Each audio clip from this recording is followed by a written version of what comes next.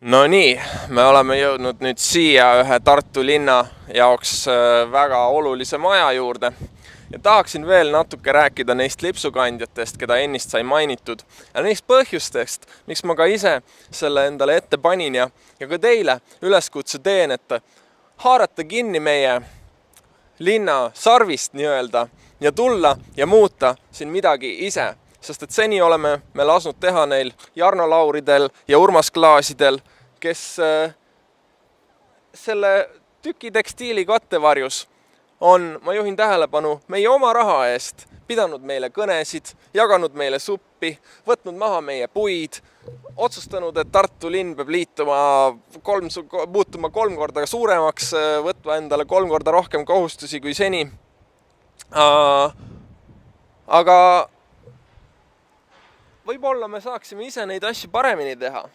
Võib-olla me saaksime tuua poliitikasse midagi sellist, mis ei olegi niivõrd poliitika, kuivõrd on hoolimine oma linnast.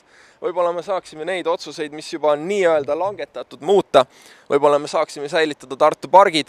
Võib-olla me saaksime teha Tartust tõeliselt südamega linna, sest et me ju teame, et on plaan siia lükata juurde meeletud vallad, et muuta Tartu mingisuguseks pikaks väljaveninud soolikaks, kui me ei suuda isegi oma praeguses linnas, me ei suuda siin kinni hoida tudengeid, me ei suuda Tartut tagasi muuta 100 000 inimese linnaks, siis lahendada seda Tähtvere vallarahvaga, nagu taheti ka Luunja valla inimestega, see on probleemi libalahendamine.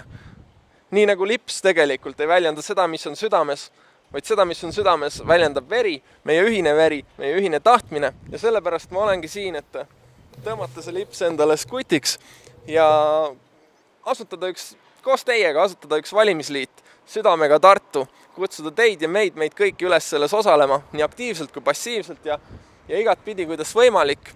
Ja ma arvan, et mis oleks veel sümboolsem, kui me läheksime siia Tartu Ülikooli kliinikumi, mis on meil vangla ja ülikooli kõrval üks 3 sambast, millele meie kaunis kodulinn toetub. Ja pakkuda siin seda, mis meil on, seda, mis tuleb südamest, ehk siis meie verd. Kas nüüd 3 tilka, aga ma loodan, et vähemalt poolt liitrit. No kuidas oli poliitiline kõne?